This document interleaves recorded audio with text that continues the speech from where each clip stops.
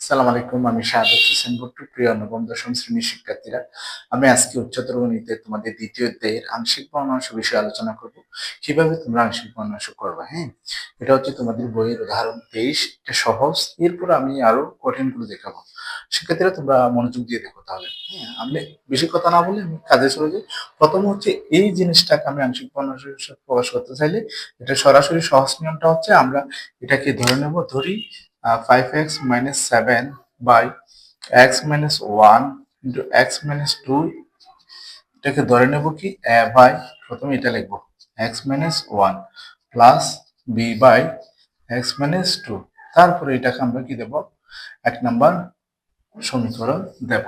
এখন এক নাম্বার সমীকরণকে কি করব, এক নং কে x minus 1 x minus 2 ধারা গুণ করে পাই। তাহলে গুণ করলে কি হবে, এটাকে x minus 1 এবং x minus 2 দ্বারা গুণ করলে এই জিনিসটা কি হয়ে যাবে 5 of x minus 7। হ্যাঁ, তাহলে সমান এটার সাথে এটা চলে যাবে। তাহলে a এর সাথে কি হবে a into x minus 2 plus এটার সাথে এটা চলে যাবে। তাহলে b into কি হবে x minus 1। তাহলে এই জিনিসটাকে আমরা কি দেব, দুই নাম্বার সমীকরণ দেব। দুই নাম্বার সমীকরণ দেওয়ার পরে আমাদের কি করতে হবে, আমাদের এ এবং বি এর মান বের করতে হবে। এ এবং বি এর মান যদি আমরা বের করি, তাহলে এখানে যদি এ এবং বি এর মান বসা দিলে আলটিমেটলি আমাদের কি হয়ে যাবে, আংশিক ভগ্নাংশগুলো বের হয়ে যাবে। মানে এই জিনিসটা বের হয়ে গেলে এই প্রত্যেকটা অংশ কিন্তু এটা আংশিক ভগ্নাংশ।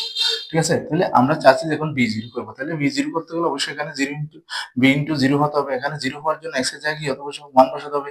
তাহলে এক্স এর জায়গায় ওয়ান বসালে এটা জিরো হবে, তাহলে এটা জিরো হলে আমরা এটার মান পেয়ে যাবো। ঠিক আছে, তাহলে আমরা এখন লিখি 2 নং সমীকরণে x সমান 1 বসিয়ে পাই। যদি আমরা x সমান 1 বসি তাহলে কি হবে, এখানে 5 into 1 minus 7 সমান a 1 minus 2 plus b 1 minus 1। ঠিক আছে, এখন হচ্ছে যে কি 5 into 1 মানে 5, 5 থেকে যদি 7 যায় বা আমি এদিকে লিখব তাহলে -2।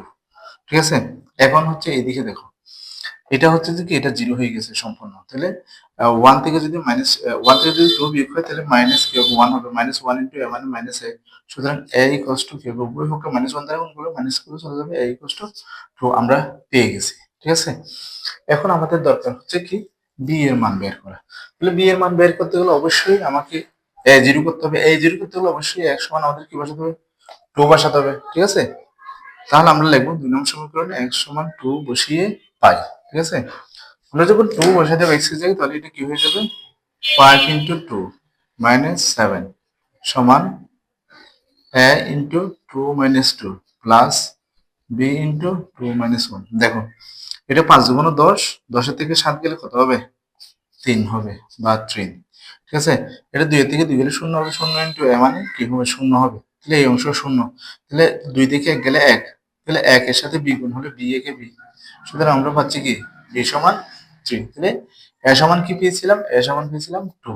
এখন এই a এর মান এবং b এর মান আমরা কোথায় বসাবো, এক নম্বরে বসাবো। এখন আমরা লিখবো কি এক নং এ a সমান 2 এবং b সমান 3 বসিয়ে পাই। ঠিক আছে, তাহলে 5 of x minus 7 x minus 1 x minus 2, তাহলে a সমান কি 2 by x minus 1 plus b সমান কি 3 x minus 2। তাহলে এটা কি, এই ভগ্নাংশটাকে আংশিক ভগ্নাংশে প্রকাশ। তাহলে শিক্ষার্থীরা, তোমরা যদি আমার চ্যানেল নতুন হয়ে থাকো তাহলে আমার চ্যানেলটা সাবস্ক্রাইব করবে এবং বেল বাটনটি অন করে পরবর্তী ভিডিওর জন্য ওয়েট করবে। ধন্যবাদ সবাই।